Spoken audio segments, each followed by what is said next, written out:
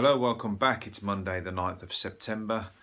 Starting a little bit late today because I've got what I can only describe as a mungover.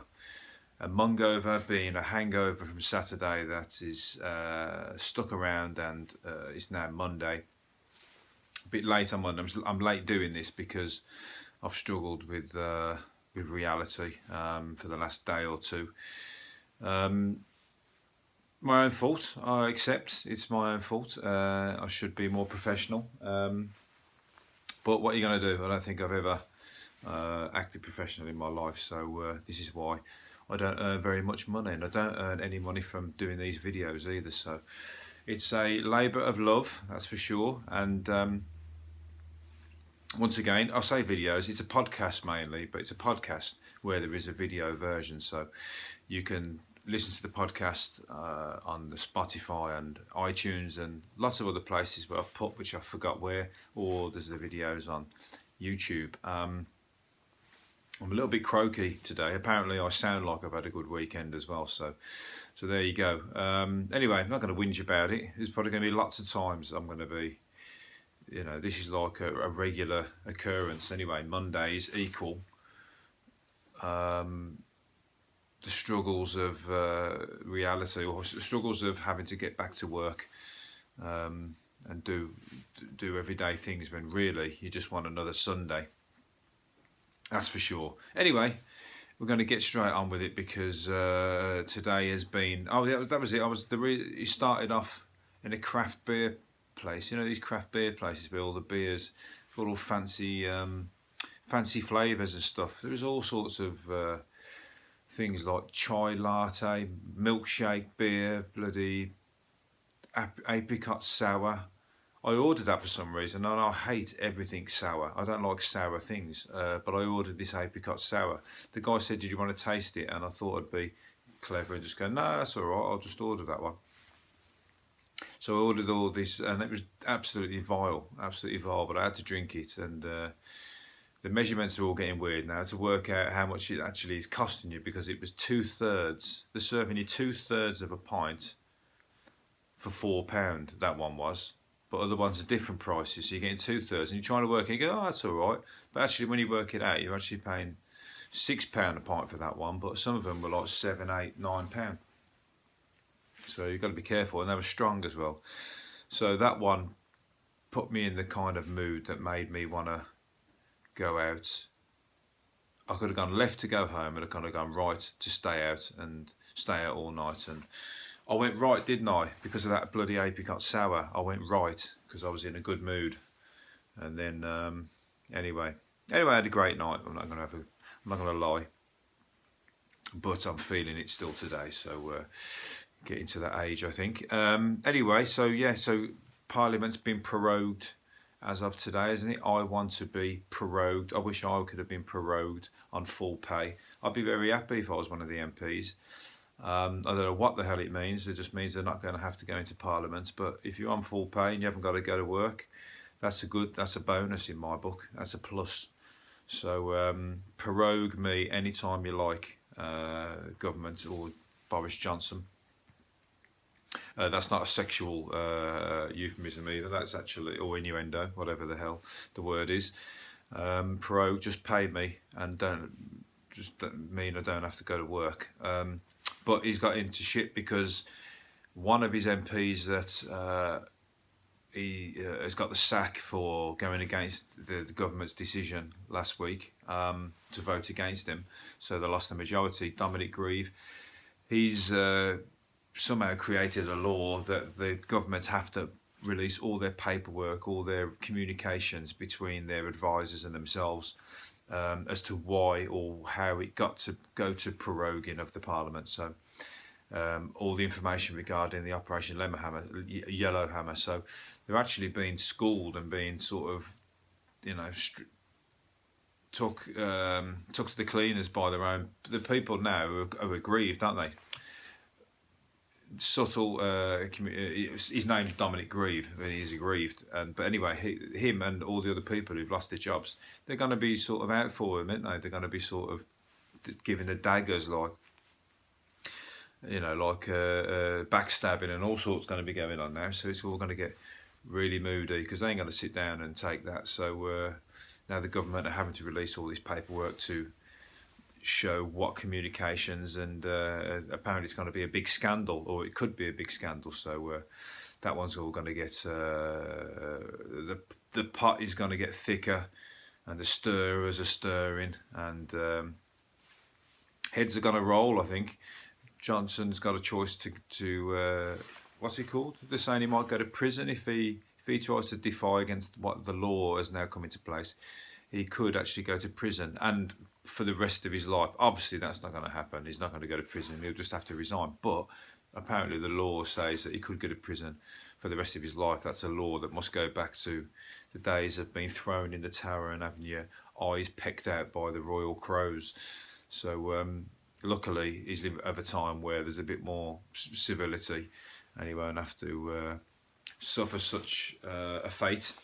But the shit's going to hit the fan anyway. So we're going to see how that one goes down. Going to move on to Prince Andrew. Prince Andrew's been in the paper for rowing with one of his staff. What was it? Rowing with one of the aides at the palace or wherever they are. I wonder what it was about. I wonder if there's anything related to his stress over the Epstein situation, because he's just come out that he was on a plane after Epstein was caught or accused of his misdemeanor. It's not a misdemeanor. It's his abuse of young girls or whatever the situation is. Prince Andrew was flying using his plane after this situation. So they're saying that he should. Why would you be using his plane or being in contact with the guy, knowing that this sort of fucking weight was hanging around his neck and was going to bring everything down? So anyway, so he's obviously stressed and had a row with somebody, one of his aides, unless one of the aides have fucking blatantly gone up and said something to him like and gone, you know, what's he say about you, Andrew? I doubt anybody would say anything like that, but apparently it kicked off.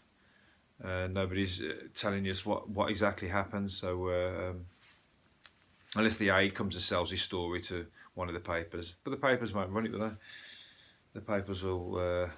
the aide will disappear. Sorry, you're going to disappear, aide. You're probably going to be... I'd run away if I was you. Scientists have warned Britain could be hit by one of its coldest winters in 30 years. They have analysed air pressures and sea temperatures over the North Atlantic. So... it's going to get cold. It's going to get minus 14 apparently. So if you've got any money, find a winter sun place somewhere, because it was cold enough last time, and they're saying this one's going to be the coldest in 30 years. Anybody listening in some really cold countries, you're probably going, that's nothing. We get that all the time, every year, with Canada, America. Minus 14 is probably standard, isn't it? But we don't get that in England. We just get cold, wet, miserable weather. In fact, minus 14, as long as it's not raining, it's probably a better weather than having minus 5 in pissing down the rain. At least you can wear the bright, get all your ski gear on, walk to work in your ski gear with your goggles on and your woolly hat, you know, all the sort of proper thermal stuff. It's just when it's pissing down the rain and you've just got the wrong clothes on, because us Brits don't wear the right clothes at all. I remember I used to go to work in a denim jacket all the time in the middle of winter with a shirt trousers and a denim jacket. I'd be freezing my knackers off, but thought it was too bloody cool to wear a fucking hoodie or, you know, big overcoat and all that kind of stuff. So to try and look good and freeze my knackers off. So anyway, when minus 14 comes, I won't be going out in a denim jacket, I can tell you that. I'll be bloody wearing long johns. I'm of an age now where the cool side of things has done one. I'll be having long johns, thermals. I'll be looking like a cowboy. All I need is like what's it called? The belt buckle with the holster and my long johns on underneath my my overalls and whatever else. So yeah, minus 14 is going to get cold. Hopefully I'll have some money to go away. The thing is, they double the price, don't they? If you could try and go away in the winter, they get you. If you want to go away to Asia, Thailand, but the price is just double what you could go now. It wouldn't be too bad, but you want to go in the thick of winter. As soon as it gets colder, the prices go up because then everyone's trying to do one. Anyway, we'll see. I might even do these videos if I'm over there, if I do go, because it's going to be a random spur of the moment decision, because it'll be a lastminute.com flight if I ever get one. Anyway, I'm rambling about me wanting to get away. I think it's this hangover. It's making me not want to work. 500,000 opioid addicts in the UK. So this is an American problem that's now found its way over here. Everyone's getting hooked on painkillers that are being prescribed for any old thing, I suppose. Hooked on dangerously addictive painkillers. 5 million a year. 1 in 8 of the adult population have taken prescription opioids. They should be prescribed only for days or weeks because they can kill when misused. Well, I know this because what was it? I'm sure. Yeah, my mother took some. My mum took some double what was meant for the painkillers and ended up on a fucking life support machine. So I've been there and I know that situation. So yeah, these drugs are like super strong, and they're just pumping them out. They're just prescribing them to people who are in pain, and they're taking too much for them. They can double, or the pain gets less, so the pain is too much, so they take double or something, and then they become addicts. Because the strength wears off, so they just keep taking them. And next thing you know, you overdose on them. So that's an epidemic that's happening over here. So you wonder whether they fucking actually need them. They just prescribe anything for any situation now, just to get you out of the doctor's office quickly. I'm not too sure whether half the prescriptions that are wrote should even be, are really that worth it. But they won't say to you, just go and buy some Anodin or buy something off the shelf. It's always the prescription ones, isn't it? Anyway, what do I know? If you're in pain, you take the bloody painkillers, don't you? I actually got prescribed some painkillers once for an abscess on my tooth, and it was one of the worst pains I've ever had in my life. And they give me the wrong painkillers, so the painkillers didn't work. So I've taken them for a week. I've got antibiotics, I suppose, but for a week I had to pay, and then I had to get the right one. So I had the whole thing for a week longer than I actually needed to have it. So I'd have fucking screamed for some of those tablets at that time, because I didn't get rid of any of the pain. I was waiting for it to wear off, thinking, yeah, I'm taking the right things. Next thing you know, a week later, I went back to the doctor. He goes, oh, sorry, I wrote you the wrong ones out. Yeah, here's the right ones. So fucking had extra week off work, but it's no fun having a week off work with a face twice the size of your head. Anyway, where are we? A lot of this is not about the news, and it's about me. A newspaper collector shows his copy of The Sun from a record-breaking pile. Why have I pulled this out? A newspaper collector. He's got 1,444 different titles at home. That is just a hoarder. That's not a newspaper collector. I'm getting into fucking shit with all these bits of paper I'm cutting out for these what's it called, these podcasts. I'm buying the newspapers all week. By the end of the week, I've got a pile like that, and it's like dust and shit everywhere. So his house must just be full of, it's like a hoarder's house, with loads and loads of newspapers and that kind of, and they're all going brown. It's like, is he just collecting any old newspaper? I mean, sort of, if this is like a story, pick a page out of the newspaper, but collecting newspaper for newspaper's sake is got to be one of the shittest collections or habits. What's the word? Is it a habit? I don't know what it is. Anyway, let's move on. I've got enough newspapers to deal with of my own, so I'm going to throw these away. I think people think I'm some kind of crazy hoarder when I'm going up with my big pile of newspapers, taking them to the recycling depot. Meteorites A flaming meteor sparked panic early yesterday before bouncing harmlessly off the atmosphere back into space. Some witnesses in the West Country said they saw fragments falling off and thought it was a plane crashing. And there's loads of pictures of of people have taken as it flying across the sky. So how did the officials never warn anybody about this or tell anybody that there was a possible meteor flying past? They normally can precision fucking something on the move from billions of light years away these days, so I'm surprised that one missed the radar. It was spotted in Devon and Cornwall. Police scrambled 2 helicopters and a Coast Guard to search for debris before the truth dawned. Oh, that was because they thought it was planes, but anyway, come close, but no cigar. Imagine that just fucking come and landed straight into the middle of the city. I'll tell you what, there'd be a lot of newspapers to collect on that, because that would be a rare occurrence. Can't remember.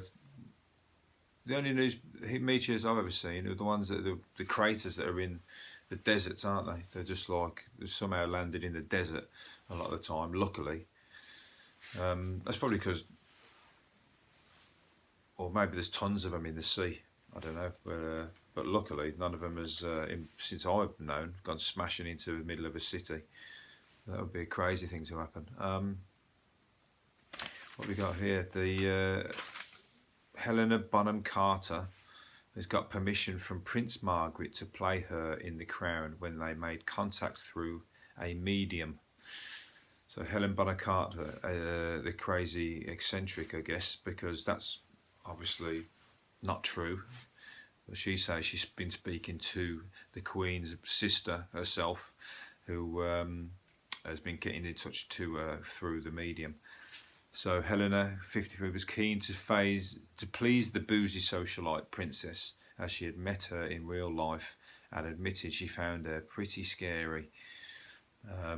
And she basically wanted to ask her, and she said that the woman had given her blessing through the medium. So whatever floats your boat, whichever, whatever, you know, if you feel guilty about playing the part, or it gets you in the role, in the mood to play the role or whatever, then I guess it's some kind of method acting, isn't it? But she's saying that she has been chatting to her quite regularly after that, so and she's reassured her and said it's all right. How does she play it? We don't know what the film's about. Is she like taking the piss out of her? What is she like, playing her as a good person, or is she sort of making her out to be some kind of pisshead socialite, like she's just saying? So maybe that's why she feels guilty, because she's going to be pissing all over her reputation. Maybe. Michael, speaking of the royals, Michael Owen was left mortified after being bollocked by the Queen at Royal Ascot. Well, Michael Owen, the ex-England striker, revealed that she told him off in a lift because she couldn't get in. She said, "If you can put your hat back on or something or other, we can all squeeze in." So that's a bit weird. You can't imagine that, can you? The Queen and a load of other people trying to squeeze into the lift with Michael Owen and with anybody, really. I mean, anybody that's not royal. You think they'd have a special lift for just the royals? You would squeeze the Queen in with fucking a load of other people. Come on, room for one more. Fucking pushing her in, sort of thing. So yeah, she apparently told him off to allow more space so they could all get in the lift. There's a story to tell people, isn't it?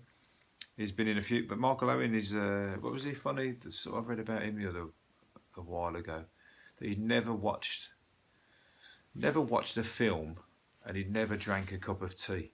I think it was what it was. He's never in his life had a cup of tea. How old is he? 39. Never ever drank a cup of tea, and never ever watched a film at all. That's just weird, isn't it? I think that's a bit weird. Because you would just try it anyway, wouldn't you? He's obviously making a point of not doing it now because everyone's probably going, well, why not? And he probably just thinks, yeah, fucking hell, why not? Yeah, give us a cup of tea then. But he's going, no, he's probably keeping it now. That he's never. But why would you never ever have watched a film?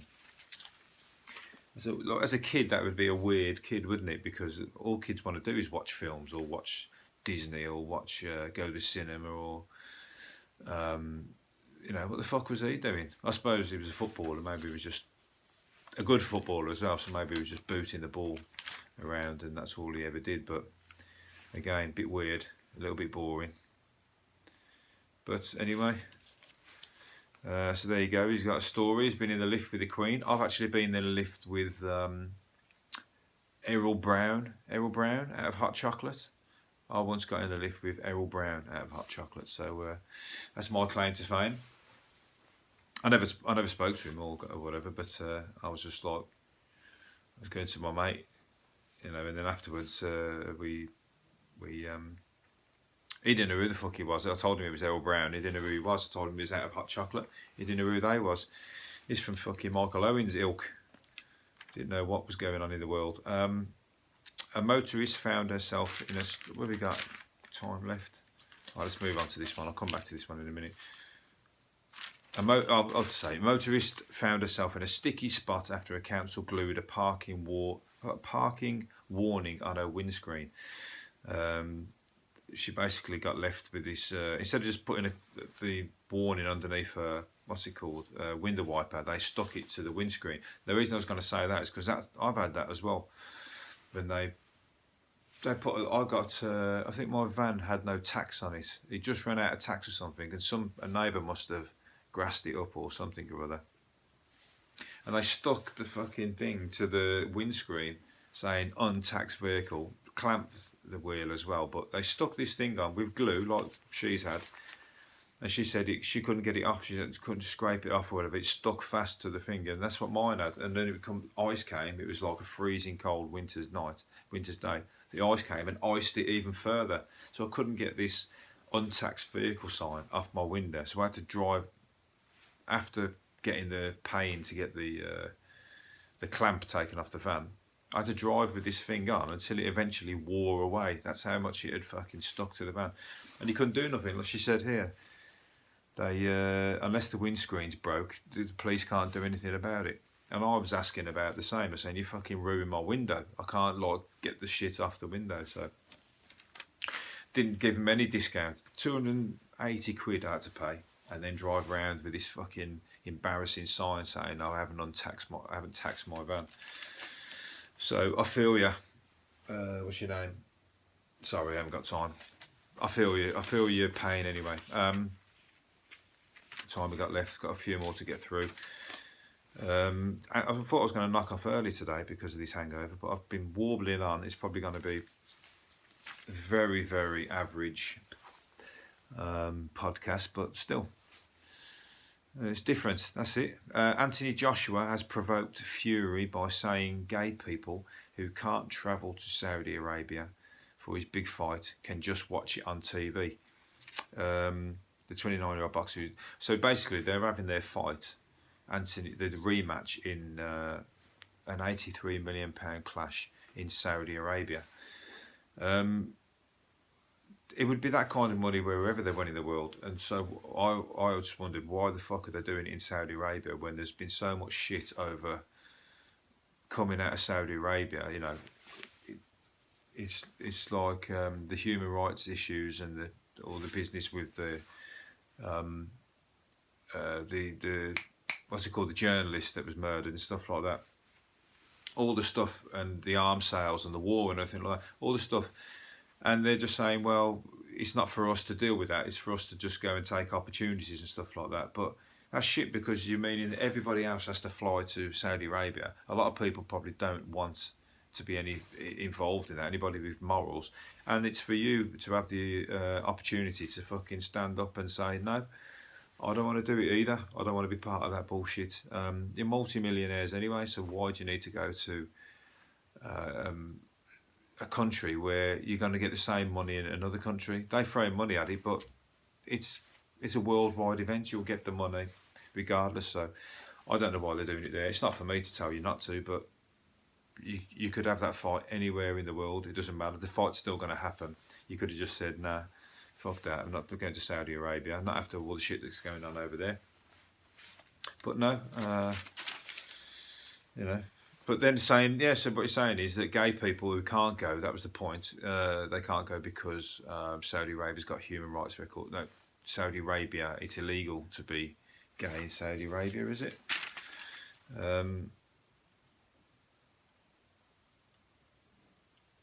What is it? Yeah, but I think it's illegal to be gay over there anyway, or it's basically there's different laws and stuff like that, so the gay people have been advised not to go. So yeah, so basically, I mean, if they're fans and they're gay, they can't go, can they? So you're putting people in an awkward position. People probably don't want to go, and the fans who are gay can't go. So I don't know. It's just going to be full of Saudi Arabians because a lot of Brits probably won't bother going. Anyway, let's just finish up on our last couple. A cafe owner got a Google ad ban for selling faggots. Jo Evans was told her promotion for the meal at Fanny's Rest Stop could be seen as inappropriate and offensive. So a cafe owner got a Google ad ban for selling faggots. Basically, she's got a sign outside the shop saying faggots, peas, mash or chips with onion gravy. And they've obviously tried to pay for Google for some adverts, and that name's been picked up. Well, why? I mean, it's just stupid. Faggots are faggots. Faggots are a food. They're a food, and it's been around a long time since before the word was used in any derogatory sense. So the word is what it is. And but if they're going to pick up on that, then why haven't they picked up on the fact that the place is called Fanny's Rest Stop? Because that's equally as offensive, if you want to call it offensive, because it's not offensive, but at the same time, Fanny is also used in many different ways, isn't it? So anyway, yeah, I'll say it right here. If you want faggots, you can get them down at Fanny's Rest Stop. Faggots, peas, mash or chips with onion gravy. There you go. What's the next thing we're going to finish up on? This one's a bad one. A football boss vaulted over a fence to fetch a stray ball. He lost his finger. He jumped over, when your ball goes over somebody's garden or something like that, and he's jumped over the fence to fetch the ball, and he got his wedding ring caught in the top of the fence and fell down the other side, and it ripped his finger off. So this is a bit of a harsh one to finish on. I'm not going to finish on this one now. They ripped his finger off anyway, and he said, I realised I'd done something serious when I landed. And that's the thing, when you know you've done something serious is when you don't quite feel it. When you feel something really painful, you kind of, it's never that bad, is it? But when you just get something like a shock, and you think, hang on a minute, something don't feel right. And he's looked and his finger was missing. And it reminded me when I was playing water volleyball, and a ball hit my finger, and the ball was waterlogged and it was very heavy, and it hit my finger, and my finger fell off, twisted and fell down the other way, and it was like upside down and the wrong way around. I tell you what, I nearly fainted. It was, and again, I didn't feel it. I just went, I was scared to look, and when I looked, it was like, I think other people were screaming, looking at my finger, so I kind of know where he's coming from. My finger was damaged for a long time, but he's lost his, so that's a shame. Just goes to show, and it's a simple little thing. 1 minute you're fucking, everything's all no problem. 1 second, little thing like that. Hang on, fucking lost my finger. A year of fucking sorting that out. Going to finish up on this last thing. I've spoken about this before. The Peaky Blinders. The pub in Birmingham, the Garrison pub, I've said it's been run down. When is somebody going to do something about it? Missing a trick, tourists are going to Birmingham now to follow the routes of the Peaky Blinders and stuff. And the Garrison pub is the pub where they used to drink, or one of them anyway, the main one. And it's in the programme. Well, anyway, Stephen Knight, the guy who wrote the show, is leading a consortium to get the pub back open and running. So I don't know if he's been listening to my podcast, hopefully. I doubt it, but I've been talking about this a couple of times now. So now they're getting together with a consortium to bring the derelict Birmingham drinking hole back to life. The pub that was once frequented by the notorious gang is going to be up and running, and I hope that we can do something to turn it into some kind of a theme pub. So there you go. I like to think I've had something to do with that. So the Garrison pub will be back on the what's it called? Will be revamped and we'll be back because it's been derelict for years. So there you go. Go and visit that if you're next in Birmingham. I'm going to say goodbye. Hopefully it's been not too all over the place, but I'm going to see you again tomorrow. Hopefully I'll have less of a headache and more to say. Thanks a lot. See you later. Bye.